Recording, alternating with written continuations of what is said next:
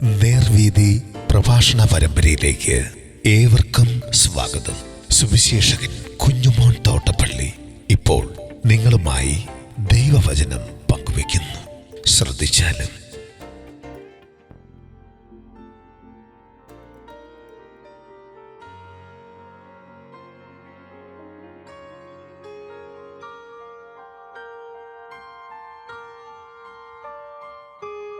ദൈവമക്കൾ, ദൈവനാമത്തിന് മഹത്വമുണ്ടാകട്ടെ.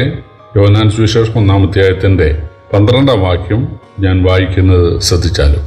അവനെ കൈക്കൊണ്ട് അവൻ്റെ നാമത്തിൽ വിശ്വസിക്കുന്ന ഏവർക്കും ദൈവമക്കളാകുവാൻ അവൻ അധികാരം കൊടുത്തു.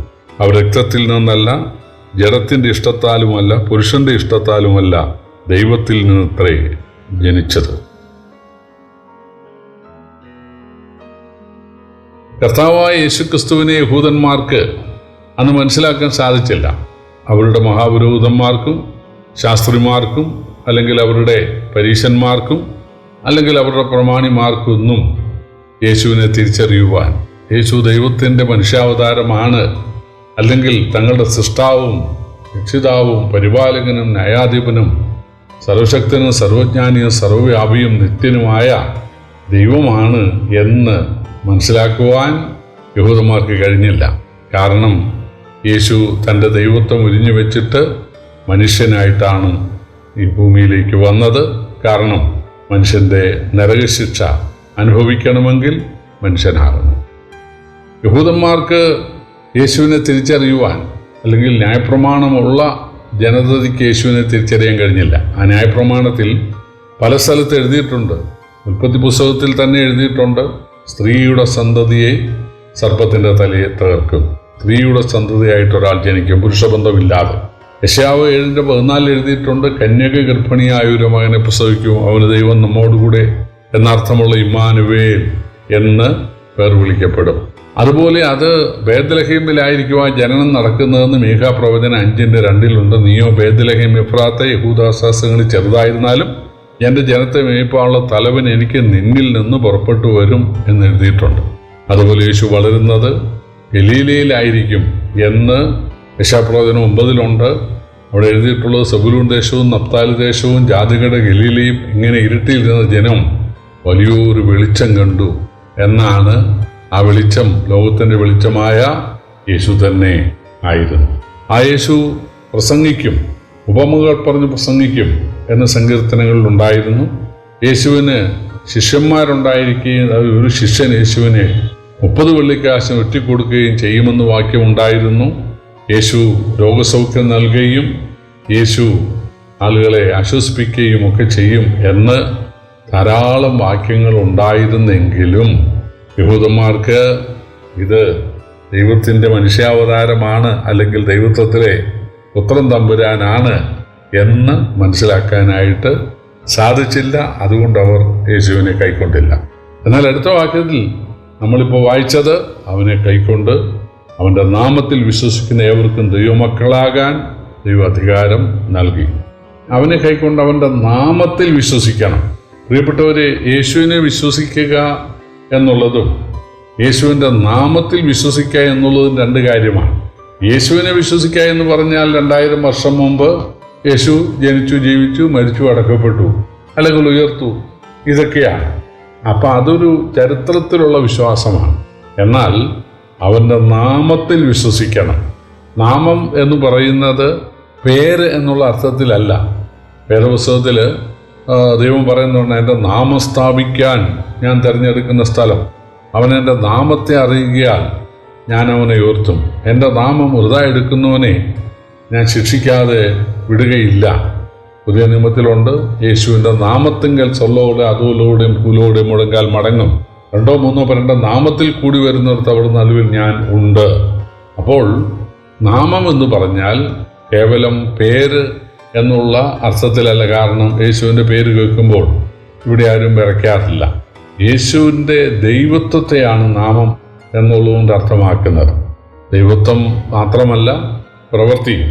അതായത് പിതാവിൻ്റെ സ്നാനമെന്ന് പറയുന്നത് പിതാവിൻ്റെയും പുത്രൻ്റെയും പരിശുദ്ധാത്മാവിൻ്റെ നാമത്തിലാണ്. ആശീർവാദം എന്ന് പറയുന്നത് പിതാവിൻ്റെ സ്നേഹവും പുത്രൻ്റെ കൃപയും പരിശുദ്ധാത്മാവിൻ്റെ കൂട്ടായ്മയും എന്നാണ്. അപ്പോൾ ഈ രണ്ട് വാക്യങ്ങൾ കൂടെ സമന്വയിപ്പിച്ച് നമ്മൾ ചിന്തിച്ചാൽ, പിതാവിൻ്റെ നാമം എന്ന് പറയുന്നത് പിതാവിൻ്റെ ദൈവത്വവും പിതാവിൻ്റെ പ്രവൃത്തിയും അല്ലെങ്കിൽ ശുശ്രൂഷയുമാണ്. പുത്രൻ്റെ നാമം എന്ന് പറയുന്നത് പുത്രൻ്റെ ദൈവത്വവും പുത്രൻ്റെ ശുശ്രൂഷയുമാണ്. പരിശുദ്ധാത്മാവിൻ്റെ നാമം എന്ന് പറയുന്നത് പരിശുദ്ധാത്മാവിൻ്റെ ദൈവത്വവും പരിശുദ്ധാത്മാവിൻ്റെ ശുശ്രൂഷയുമാണ്. ദൈവത്വം എന്ന് പറയുമ്പോൾ അതിന് രണ്ട് ആസ്പെക്ട്സ് ഉണ്ട്. ദൈവത്തിൻ്റെ നാച്ചുറൽ ആട്രിബ്യൂട്ട്സും മോറൽ ആട്രിബ്യൂട്ട്സും. ദൈവത്തിൻ്റെ സ്വാഭാവിക ഗുണലക്ഷണവും ധാർമ്മിക ഗുണലക്ഷണവും. സ്വാഭാവിക ഗുണലക്ഷണം എന്ന് പറഞ്ഞാൽ സൃഷ്ടാവാണ്, സർവശക്തനാണ്, സർവജ്ഞാനിയാണ്, സർവവ്യാപിയാണ്, അതുപോലെ ന്യായാധിപനാണ്. ഇതെല്ലാം ദൈവത്തിൻ്റെ സ്വാഭാവിക ഗുണലക്ഷണമാണ്. ധാർമ്മിക ഗുണലക്ഷണം എന്ന് പറയുന്നത് സ്നേഹമാണ്, വിശുദ്ധിയാണ്, സത്യമാണ്, കരുണയാണ് എന്നൊക്കെയുള്ളതാണ്. ഇത് പിതാവിനും പുത്രനും പരിശുദ്ധാത്മാവിലും തുല്യമാണ്. ഫിലിപ്പിയർ വായിക്കുന്ന അവൻ ദൈവത്തോടുള്ള സമത്വം മുറുകെ പിടിച്ചുകൊള്ളണമെന്ന് വിചാരിക്കാതെ എന്നാണ്. ദൈവം നിത്യപിതാവാണ്, യേശു നിത്യപുത്രനാണ്, പരിശുദ്ധാത്മാവ് നിത്യാത്മാവാണ്. പിതാവ് സത്യമാണ്, പുത്രൻ സത്യമാണ്, പരിശുദ്ധാത്മാവ് സത്യമാണ്. പിതാവ് നീതിയാണ്, പുത്രൻ നീതിയാണ്, പരിശുദ്ധാത്മാവ് നീതിയാണ്. പുത്രൻ വിശുദ്ധനാണ്, പിതാവ് വിശുദ്ധനാണ്, പുത്രൻ വിശുദ്ധനാണ്, പരിശുദ്ധാത്മാവ് വിശുദ്ധനാണ്. അപ്പോൾ ദൈവത്വത്തിലെ സകല ഗുണവിശേഷങ്ങളും മൂന്ന് പേരിലും ഒരുപോലെയുണ്ട്. എന്നാൽ ശുശ്രൂഷകളിൽ വ്യത്യാസമുണ്ട്. ആശീർവാദ വചനത്തിൽ പറഞ്ഞ പിതാവിൻ്റെ സ്നേഹവും പുത്രൻ്റെ കൃപയും പരിശുദ്ധാത്മാവിൻ്റെ കൂട്ടായ്മയും എന്നാണ്. അതോടെ ശുശ്രൂഷയാണ് കാണിക്കുന്നത്. പിതാവ് മനുഷ്യവർഗത്തെ രക്ഷിക്കുവാൻ ആഗ്രഹിച്ചു, അല്ലെങ്കിൽ അതിന് മനുഷ്യവർഗത്തോട് തനിക്ക് സ്നേഹം തോന്നി. അപ്പോൾ പിതാവിൻ്റെ ശുശ്രൂഷ അല്ലെങ്കിൽ പ്രവൃത്തി എന്ന് പറയുന്നത് ലോകത്തെ രക്ഷിക്കുവാൻ തനിക്ക് ലോകത്തോട് സ്നേഹം തോന്നി. ഇന്നും മനുഷ്യനെ സ്നേഹിച്ചുകൊണ്ടിരിക്കുന്നു.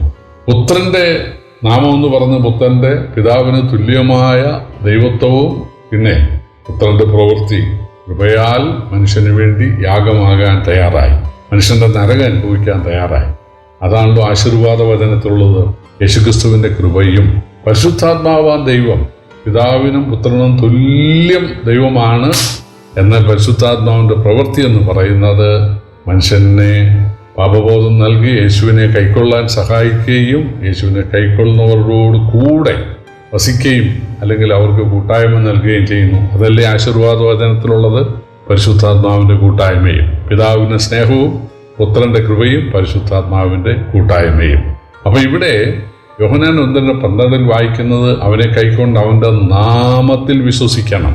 യേശു ദൈവമാണെന്ന് വിശ്വസിക്കണം. യേശു മനുഷ്യന് വേണ്ടി യാഗമായി, കൃപയാൽ യാഗമായി രക്ഷാമാർഗം ഒരുക്കാൻ തയ്യാറായി എന്ന് വിശ്വസിക്കണം. അല്ലെങ്കിൽ അതിൽ ആശ്രയിക്കണം. എനിക്ക് വേണ്ടിയാണ് യേശു യാഗമായത് എന്ന് വിശ്വസിക്കണം. അങ്ങനെയുള്ള ആളുകൾക്ക് ദൈവ മക്കളാകാൻ ദൈവം അധികാരം നൽകിയിരിക്കുകയാണ്. ഏവർക്കും എന്ന് പറഞ്ഞാൽ യഹൂദനായാലും പുറജാതിയായാലും ആണായാലും പെണ്ണായാലും ഏത് തരത്തിലും തലത്തിലും സ്ഥലത്തും ഉള്ള ആളുകളാണെങ്കിലും സുവിശേഷം കേട്ട് യേശുവിൻ്റെ സ്നേഹത്തെ അല്ലെങ്കിൽ യേശുവിൻ്റെ കാൽവറിയിലെ ആ രക്ഷാപ്രവൃത്തിയെ അത് എനിക്ക് വേണ്ടിയായിരുന്നുവെന്ന് വിശ്വസിച്ച് അംഗീകരിക്കുന്ന ആളുകൾ ഒറ്റ നിമിഷം കൊണ്ട് ദൈവത്തിൽ നിന്ന് ജനിക്കുകയാണ്. അവർ ദൈവമക്കളാകുകയാണ്. ദൈവമക്കളാകുക എന്നൊക്കെ പറയുന്നത് ഒരു അലങ്കാര പ്രയോഗമൊന്നും അല്ല. യഹൂദന്മാരെ സംബന്ധിച്ച് ദൈവം അവർക്ക് യജമാനനായിരുന്നു. യഹൂദന്മാർ അടിമകളായിരുന്നു ദൈവത്തിൻ്റെ. കാരണം അവർ മരണം വരെ ന്യായപ്രമാണം അനുസരിക്കണം. എന്നാൽ യേശുക്രിസ്തു മനുഷ്യവർഗത്തെ സ്നേഹിച്ച് മനുഷ്യന് വേണ്ടി നരകം അനുഭവിച്ചു, രക്ഷാമാർഗം ഒരുക്കിയെന്ന് വിശ്വസിക്കുന്ന അല്ല അതിൽ ആശ്രയിക്കുന്ന ആളുകൾ ഒറ്റ നിമിഷം കൊണ്ട് ദൈവമക്കളാകുകയാണ്. മക്കളെങ്കിലും അവകാശികളാണല്ലോ. ഇതാണ് വ്യത്യാസം. പക്ഷെ പല ആളുകളും, പല ക്രിസ്തുമതത്തിൽപ്പെട്ട ആളുകളും ഈ ഒരു സത്യം മറച്ചു വയ്ക്കുകയാണ്. ഒറ്റ നിമിഷം കൊണ്ട് നമുക്ക് ദൈവമക്കളാകാൻ ഒരു അധികാരമുണ്ട് എന്നുള്ളത് പല മത നേതാക്കളും മറച്ചു വച്ചിരിക്കുകയാണ്. അവർ പറയുന്നത് മരണം വരെ പാടുകയും പ്രാർത്ഥിക്കുകയും സ്തോത്രകാഴ്ചയിടുകയും മരണം വരെ അവരോട് ബന്ധപ്പെട്ട് അവരുടെ ഉപദേശമൊക്കെ കേട്ട് ഇങ്ങനെ ജീവിക്കുകയും ചെയ്താൽ മാത്രമേ സ്വർഗം കിട്ടുകയുള്ളൂ. അതായത് അതൊരു തരം അടിമത്തമാണ്, അത് ദാസ്യത്വമാണ്. പ്രിയപ്പെട്ടവരെ, ദൈവത്തെ യജമാനനായിട്ടല്ല മറിച്ച് പിതാവായിട്ട് പഠിപ്പിക്കുവാൻ, അവതരിപ്പിക്കുവാൻ, സാധിക്കണം. അത് ദൈവം നൽകിയ സ്വാതന്ത്ര്യമാണ്. ആ സ്വാതന്ത്ര്യം തീർച്ചയായിട്ടും ജനങ്ങൾ അനുഭവിക്കാൻ ഇടയായി തീരണം. സ്വാതന്ത്ര്യത്തിനായിട്ട് ക്രിസ്തു നമ്മെ സ്വതന്ത്രരാക്കി എന്നാണ് ഗലാത്യ ലേഖനം 5:1 വായിക്കുന്നത്. അവനെ കൈക്കൊണ്ട്, യേശുവിനെ കൈക്കൊണ്ട്, യേശുവിൻ്റെ നാമത്തിൽ അല്ലെങ്കിൽ യേശുവിൻ്റെ ദൈവത്വത്തിലും പ്രവൃത്തിയിലും വിശ്വസിക്കുന്ന ഏവർക്കും ഒറ്റ നിമിഷം കൊണ്ട് ദൈവമക്കളാകാൻ സാധിക്കും എന്നുള്ളതാണ് സുവിശേഷം. ദൈവം നമ്മേവരെയും സഹായിക്കട്ടെ, അനുഗ്രഹിക്കട്ടെ. കർത്താവിൻ്റെ വലിയ നാമം വാഴ്ത്തപ്പെടുമാറാകട്ടെ.